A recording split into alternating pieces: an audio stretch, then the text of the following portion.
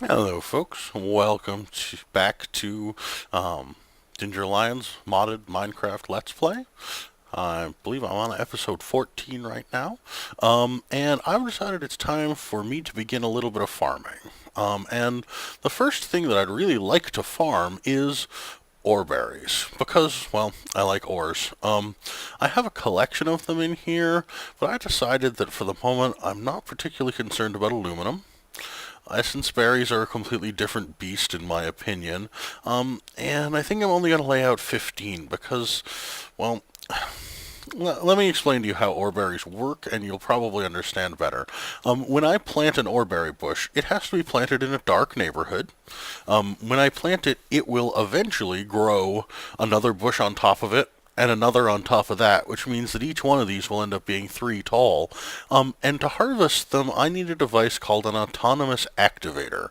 And so, for each one of these 15, I need 45 of those autonomous activators, because eventually they're going to grow to 3 tall, and so there's going to be 45 bushes there that might need to be harvested. So, I think, given that I've got 4 different types of ore berries, iron, gold, copper, and tin, that's going to be more than enough autonomous activators for me to have to build. So let me take a look at the recipe for the autonomous activator. Okay, the recipe for that is tin, pistons, chests, and pneumatic servos, none of which is going to be particularly hard. Mostly it's going to be a matter of smelting up some glass and collecting the resources together. So I'm going to smelt up what I need and collect together the resources that I need out of my little collection of machinery around here. I may already have enough glass. Yeah, I probably do. And I'll come right back to you once I have it all in my inventory. Okay, folks, just to give you a quick little rundown on how much it is that I'm building. This is how much wood it's going to take to make the chests. It turns out that I need 180 of these autonomous activators when I'm all done. And so, in the process, each one requires 1 chest, and this is how much wood turned into planks that it's going to take to make those chests. So, I just wanted to show you this piece on camera so that you have some idea how many of these things it is that I'm making for myself. Clearly I don't do anything the easy way. So there we go. That should be all of the chests that I need. I'm going to make up the pistons. I'm going to do the pneumatic servos for you on camera in just a minute, just because I haven't made them before, and I think I'm going to have to make a couple extra. So once again, I'll be right back. Hello again. So, here we are ready to make these servos. Now, these are useful in several circumstances, so I'm going to make some extra. There's 1 stack, 2 stacks, and 3 stacks of them. Now, pneumatic servos can be installed in either liquid ducts or item ducts, and I'm about to use some item ducts in this build, so let's see if I can find any item ducts. Yep, I got a stack of item ducts. Now, let's go ahead and make the autonomous activators that I need, which means I need 2 stacks of 2 tin ingots for each one. 1, 2, 1, 2, 1, and that's not going to be enough, but let's see how many it builds for me. There's my first stack. There's my second stack, and that's good. But I'm not going to make 52 more, I don't think. 38. Okay, so I need a little bit more tin. And I happen to know that I've been storing tin as blocks just to save space. So, there's some more tin, and that ought to allow me to finish making all the autonomous activators that I need for my build. Now I can put the tin back. Now, let me take you downstairs. Actually, I need a little bit of building materials first. I think it's in one of these chests over here. I had started storing my miscellaneous building materials. No, not there. There it is, the edge stone bricks that I've been using downstairs. That should do just fine. So, now, the thing about these oreberry bushes, I think I'm going to run them all the way down to 11. This seems like a good neighborhood. Oreberry bushes will only grow in a certain level of darkness, which means that I'm going to have to make a certain portion of this neighborhood permanently dark. That almost makes me nervous when I have to build areas of my own base that are dark, but it's going to be for a worthy cause, so I won't complain. And there are some tricks that I can do that will help me make this less dangerous. Now, the first thing that I need to do is lay out my item ducts, because that's going to be behind all my autonomous activators. So 1, 2, and 3. Now these are considered transparent blocks, and so monsters can't spawn on them. So 4, 5,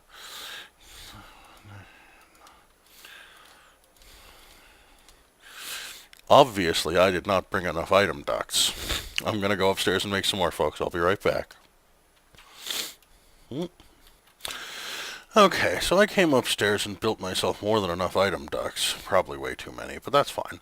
I also realized that I'm going to need some sort of stone slab, and I'll show you again why in just a minute, and decided that I'm going to show you the construction of one of my favorite new blocks that we're about to use in this build also. Might as well build it while I'm up here. Blackout curtains.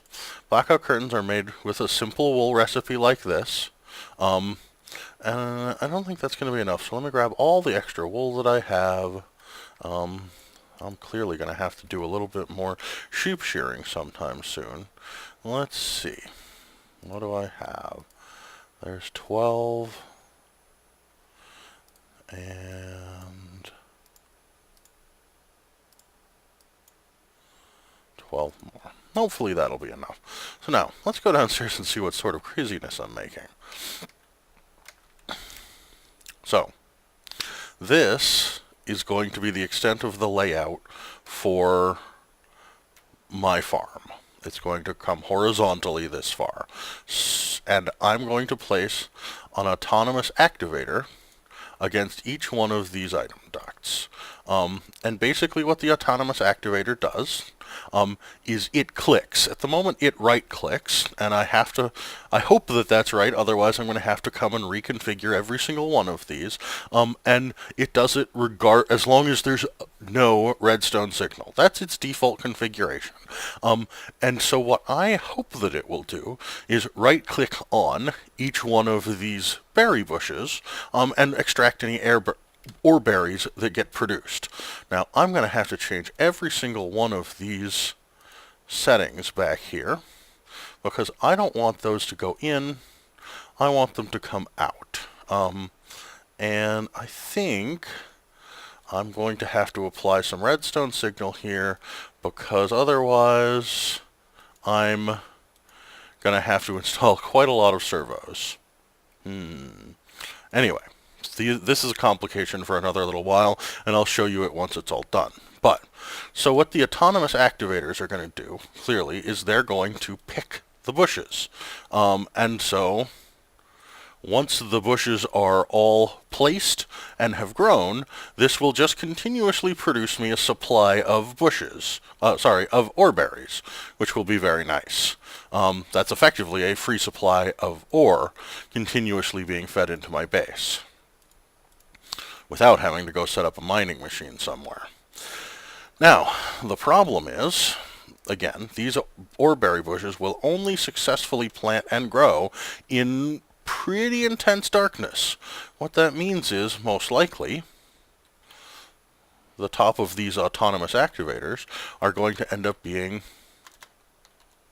dark. The moment not. Maybe that's because it's getting light from up above, and if so, I'm going to have to block that light also. Perhaps autonomous activators are considered transparent and so they don't have this problem that I was worried about. My concern was this: if autonomous activators were capable of having spawns occur on top of them, this would be a very dangerous area in my base because monsters could spawn on top of them. I'm not going to assume just because NEI says that they're not potentially dangerous. So what I'm going to do is this. I'm going to put half slabs on top of them. One of the nice things about half slabs is, like all other transparent blocks, they are a place that monsters cannot spawn on, simply because monsters are not allowed to spawn in half of a block or a quarter of a block, or if you'll notice there's a blank space in here. In other words, this is a monster safe spawning area. They can't spawn here. It won't happen. So now, let me start with iron. Well, let me start with gold, because it's actually the thing that I care about the most, is getting some gold, because as you all know, I used a huge amount of it up. So, I'm going to go ahead and place these bushes down just like this. They went all the way out to here. That's very nice. And then, because I want to make sure that the area is dark enough, I am going to place some blackout curtains right here, and this will guarantee that all of the oreberry bushes are in a dark enough area. And my intent is to run the next row here and the next row here. So I'm going to do all this setup, and then I'll come back and show you what it looks like when it's all done. So I've come to a conclusion that I need to supply a redstone signal to all of these item ducts.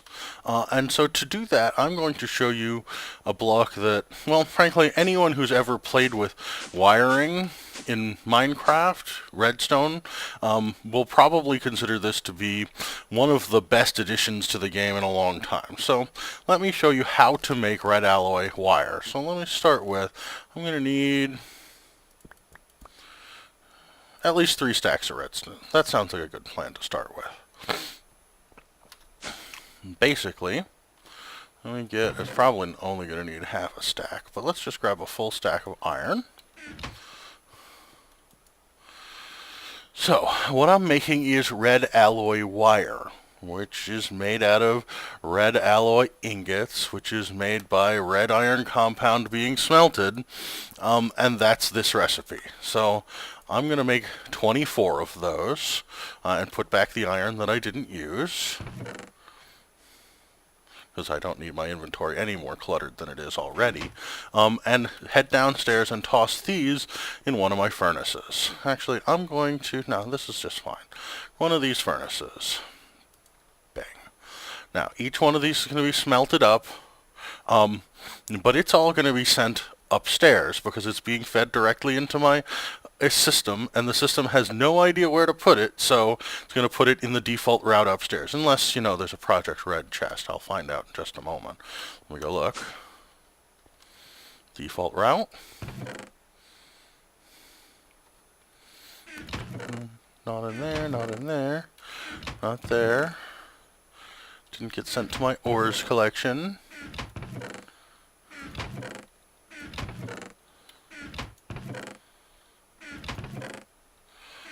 Back to the default route. Yeah, there it is. So, I need at least 6, because I use them in groups of 3. Now let's come over here.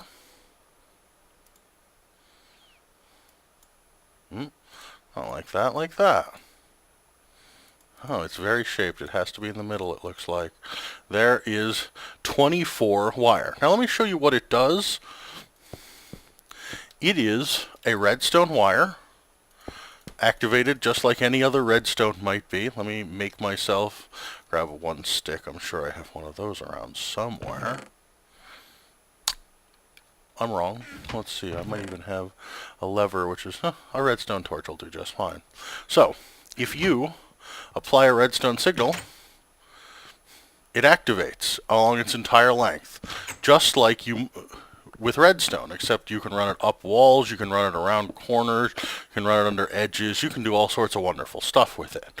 So, let me grab all of the rest of what I have.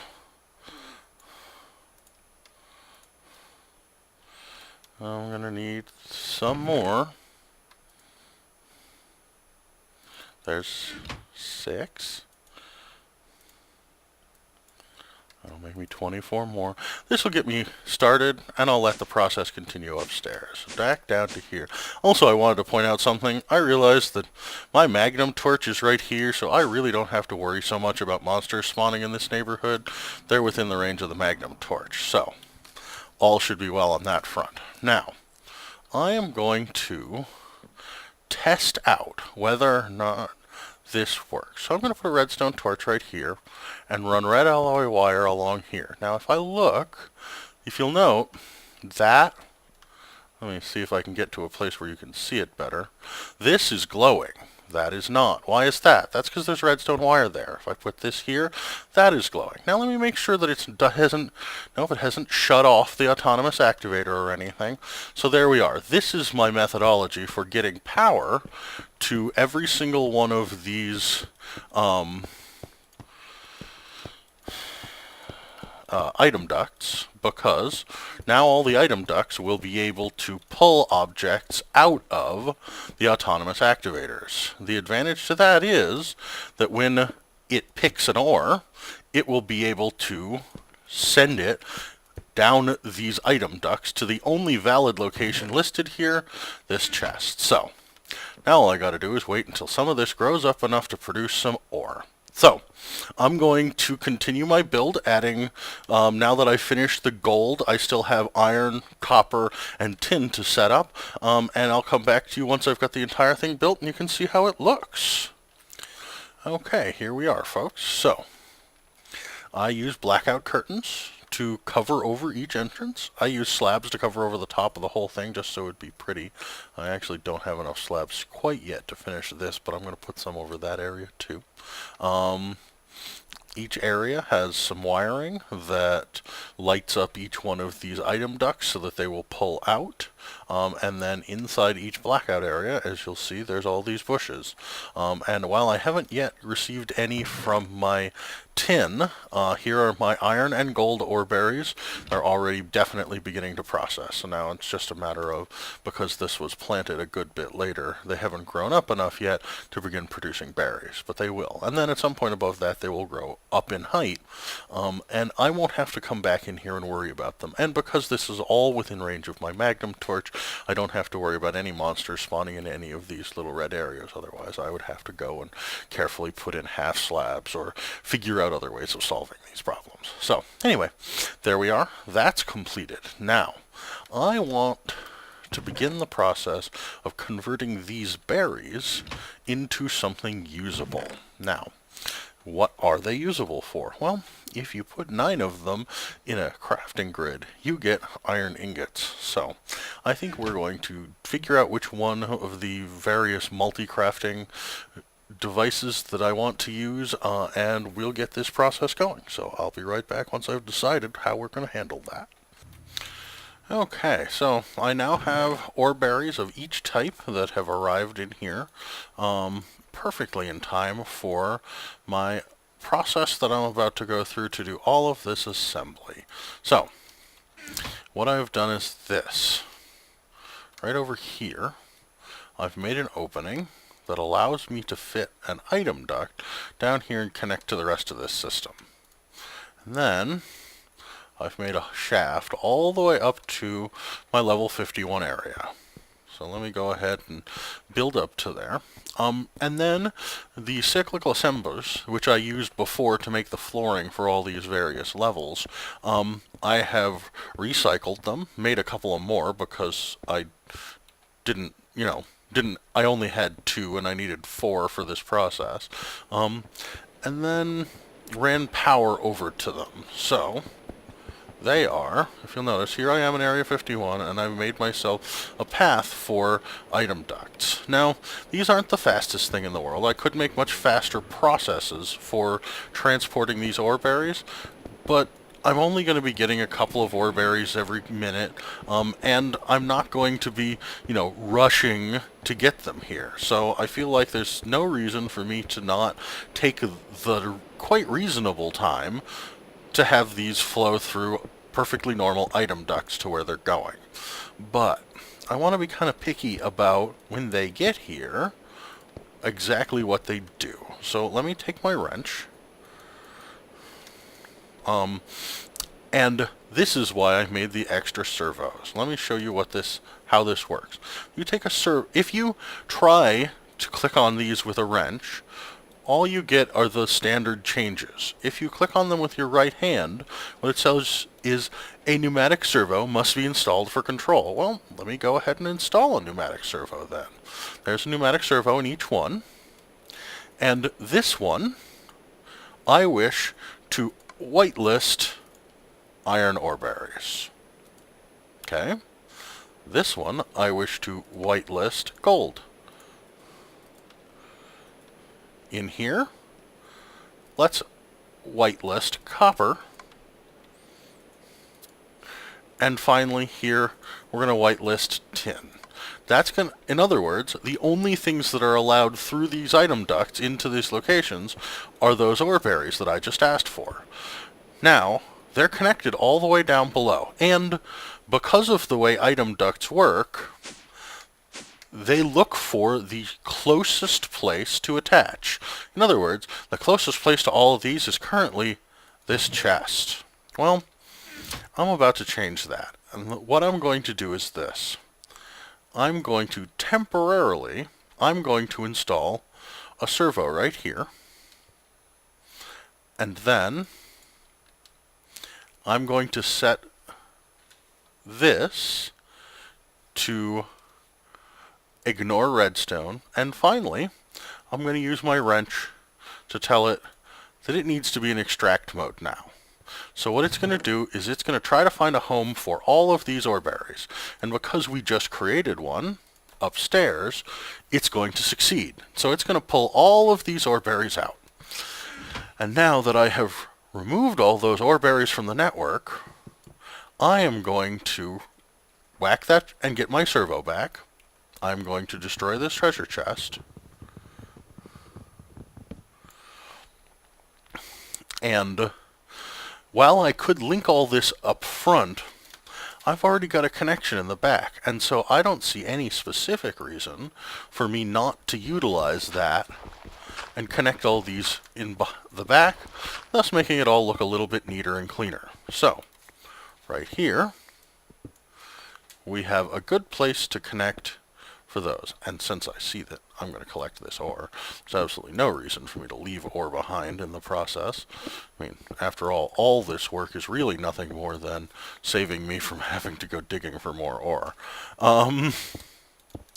So, fill that back in. Collect this gold, which we ran into in the process.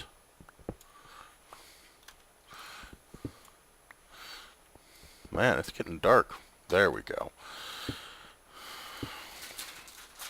I always hate mining in complete darkness, especially while I'm recording, because I know it gets even darker when it gets to you guys, but I wasn't just going to give up the ore. Sorry. Okay, so now, this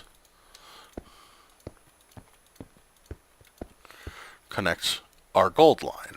And so this is, now I've got to figure out where to connect through. So this is the pickers, this is the bush, this is the bush, this is the next picker. So I'm pretty sure that if I mine down right here, I'm going to have to break this line to get in here. I'm going to get a connection. Perfect. That's exactly what I wanted, was one connection to that. And since these are interconnected together, let me make sure that's true so that I don't give you a mistake. Nope, they're not. Now I have this line, which I can easily trace out, is right here. And there's my connection to here. I'm glad I brought a whole bunch of these item ducts.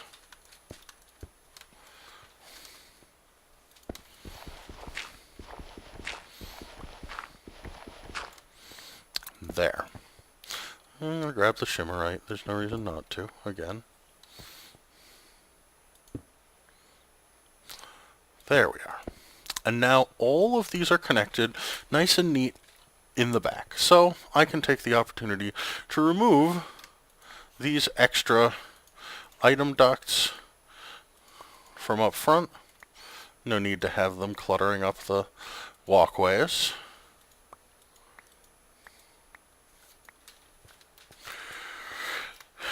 So now, theoretically, all of the ore berries that I produce should now be upstairs, sitting in the inventories of those cyclic assemblers, which at the moment have absolutely no idea what to do with what I've just delivered to them. Let's see if they've made it here yet.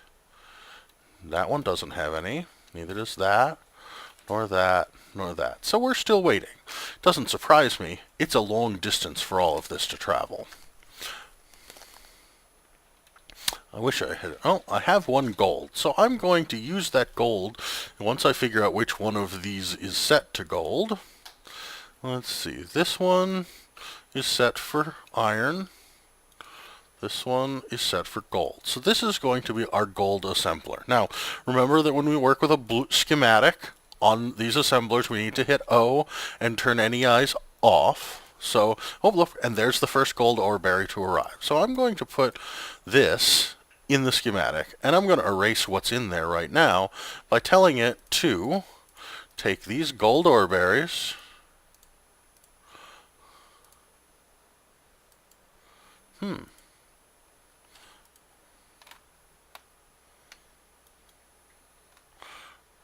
I don't necessarily. Let me put a blank schematic in there and see if that accepts it. Let me check. Gold ore berries. I really thought that gold ore berries could be just assembled into gold nuggets. It looks like I'm completely wrong, and that it has to be smelted first. And let me check the other ore berries, because I think iron can just be shaped. Well, then let me use the cyclic assembler right here for iron.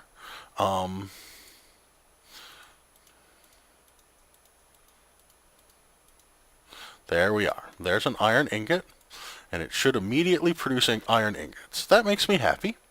So, at some point, I need to connect this to here, so that we can get all our items out.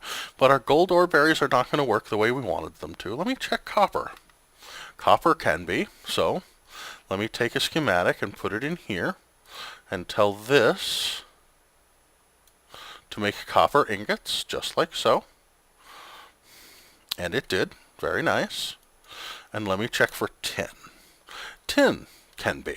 So, again, we're going to put a schematic in here.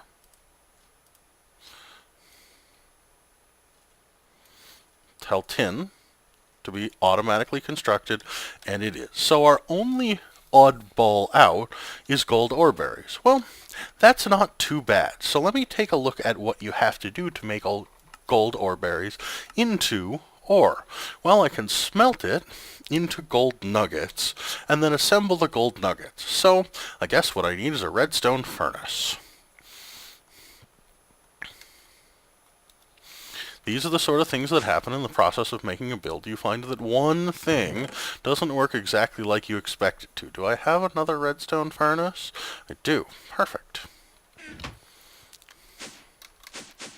So what I'm going to do is use my wrench to break this, which gets me all of those ore berries back, and my schematic, and my assembler, and we end up having to put a little bit of an oddball here. So, let's go and use my pick to mine this out. Place this here. There. Now that's connected correctly. Let's do the same right here. Connecting that correctly. And since what I want is my redstone furnace to be connected here, let me install a servo. And before I connect anything, looks like I have to connect the furnace first. So I'm going to have to do this quickly. Otherwise, the wrong items are going to end up in this furnace. So I put the furnace down. I come in here. I whitelist gold ore berries. Now, gold ore berries are the only thing allowed in that furnace, though I have to remove these two connections on the sides, otherwise it'd try to fill up from the sides. So now, let's make sure the furnace is set up correctly. I want it to exit from the bottom.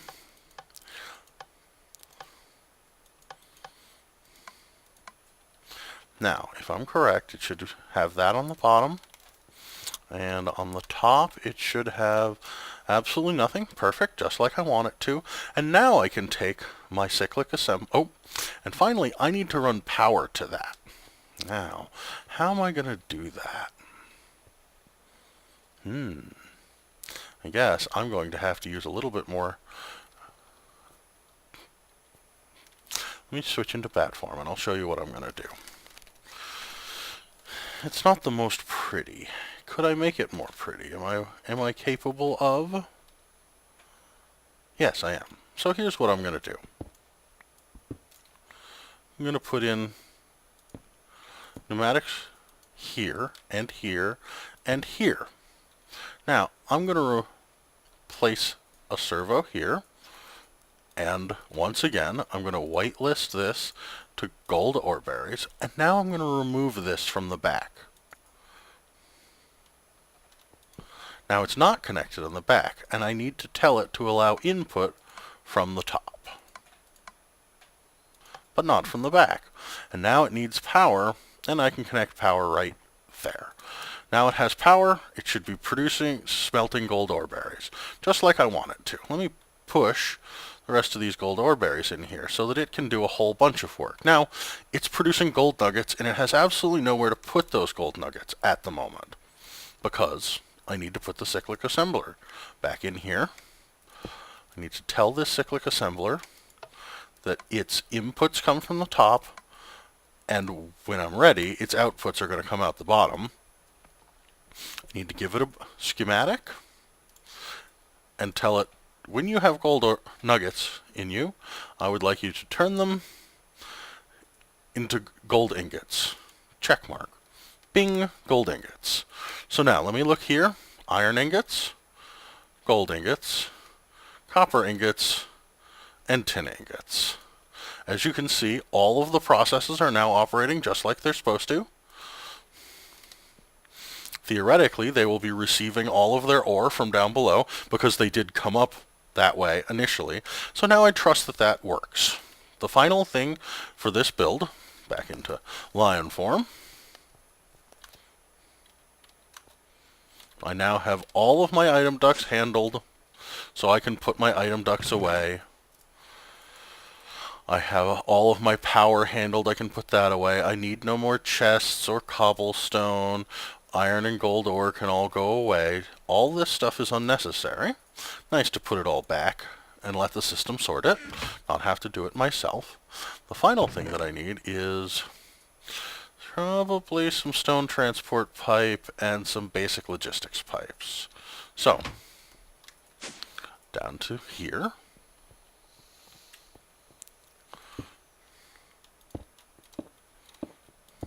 Now, all of these